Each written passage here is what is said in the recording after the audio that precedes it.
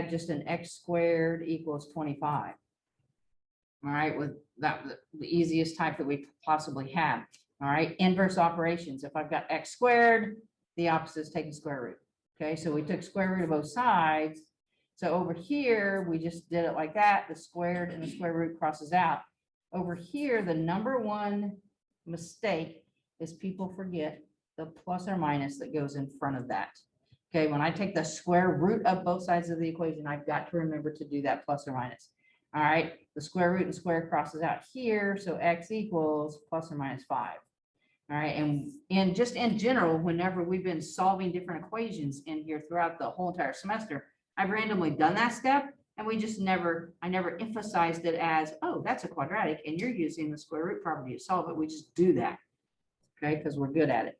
Now, the deal is here, taking the square root has to be when x squared is isolated, and we've seen that in so many other cases. All right, so if I had something like 3x squared equals an 18, I cannot take the square root of both sides at that first step because I've got a 3 being multiplied by that x squared. So first step is isolate the x squared term. So divide both sides by 3 first. 3's will cross out over here. Okay, we get down to an x squared equals 6. All right, take the square root of both sides. Square root over here so that the 2 cross out, plus or minus the square root. And it's so hard sometimes to write that in there. All right, and then this one, I would say there's no reason to grab a calculator and put it into a decimal. I mean, I suppose you could, but if not, just leave it in that. That radical is simplified. Since we've just went through the chapter where we know how to simplify those, you could simplify it if you did not have a calculator. All right, now in both of these cases, all right, we probably ought to use the set notation. So if we do the set notation, okay, then this indicates 2 answers on both of those. So it doesn't matter which one I take. Let's just do the second one here. I could just simply do brackets plus or minus square root of 6 and write it like that. All right. However, if you also wanted to write it as a positive square root of 6 and a negative square root of 6, those two things are the same thing.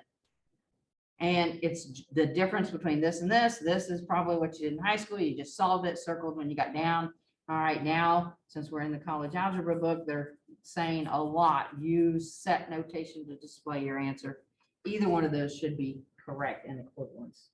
All right, now, something that I've not done yet up to this point, which you should always do. All right, but solutions should be checked. All right, always. All right, in the original equation.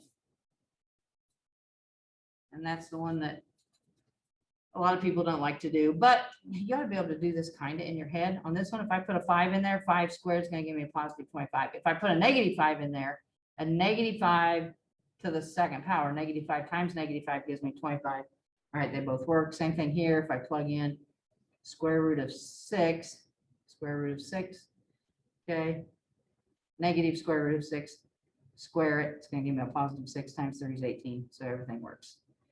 Okay. Now, on that slim chance that this does not divide out evenly, okay, there's a possibility that will not divide out evenly, okay, so let's see what we're going to do in that scenario. If I had something like maybe say a 2x squared minus 7 equals 0. Okay, I can have the thing set equal to 0 initially. All right, we need to get the x squared term isolated. So I need to get rid of the 7. I need to get rid of the 2. So I'm going to add 7 to both sides of the equation. Okay, and then that will leave me with 2x squared equals 7. Then I'm going to go ahead and divide both sides by 2. Now I'm not going to go to a decimal or anything. I'm going to treat this like a fraction, improper fraction, actually. So x squared equals 7 over 2. I'm going to leave it like that because I know where I'm going with this. I'm going to take square root of both sides. I don't want to take square root of a decimal. I don't want to try to take square root of a mixed number. That doesn't make sense. Okay, so I'm going to leave it right like that. I'm going to take square root over here. Square root and square root goes away. I'm going to go plus or minus the square root of 7/2 over here. Okay, which means then I would be down to an x equals plus or minus the square root of 7/2. Okay, now we have this little thing where most of the time they don't like to have radicals in the bottom. We rationalize that denominator. Okay, so let's draw a little line here. Now let's put out the word rationalize. Rationalize the denominator. Okay, so to do that, what I'm going to do is I'm going to break this up into two little radicals. We had that in the last chapter. One great big radical, I can make two little radicals. So x is equal to plus or minus a little square root of 7 over a little square root of 2. Rationalize just means that you take the bottom and form 1. So square root of 2 over square root of 2. And I multiply it by that. I can multiply anything by a form of 1. And it doesn't change my original answer. I'm just trying to manipulate it here. So whatever the denominator is, I choose that to make my form of 1. Okay, so now across the top there, 7 times 2 is going to be a 14. So x is equal to plus or minus the square root of 14 all over square root of 2 over square root of 2. All right, now some of you are going to just automatically know that's 2. All right, but if you need to see it, square root of 2 times square root of 2, 2 times 2 is 4. That's going to happen every time. That's always going to end up being a perfect square. So whenever you're doing a square root of 2 times square root of 2, it's going to be the number underneath. Square root of 4 times square root of 4 is going to be 4. Square root of 6 times square root of 6 is going to be 6. So you can do that really quick there. So that's going to be a 2 in the bottom.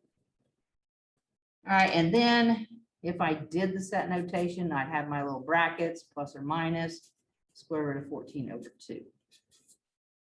Okay, so they may not have any of that rationalizing, you know, that denominator in there, but just in case it does, and the My Math Lab doesn't like you to have it there, then you're going to know how to handle it. Okay, now, every time that we get an improper fraction or any type of fraction right here, I don't want to rush to decimals. I don't want to go to mixed numbers or anything. All right, but this one did not turn out evenly, but I could have perfect square roots right there.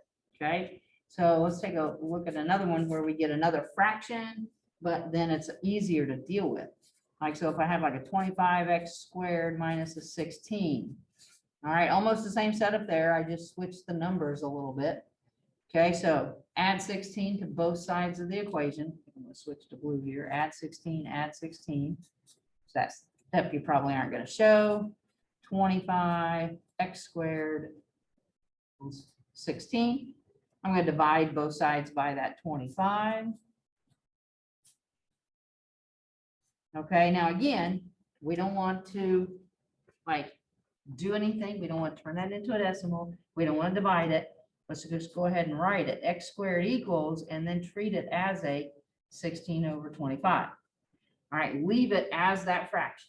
Okay, take square root of both sides. So square root and square goes away. Don't forget the plus or minus. Okay, and then many of you will skip this step where you show it one radical over the two smaller ones, and then you're just going to look at that and go, it's 4/5. Okay, but technically, if you are showing all your steps, you'd show that little square root of 16 over the little square root of 25. That legally, technically gets you to the 4/5. So x is equal to plus or minus 4/5, and I can put it in my brackets.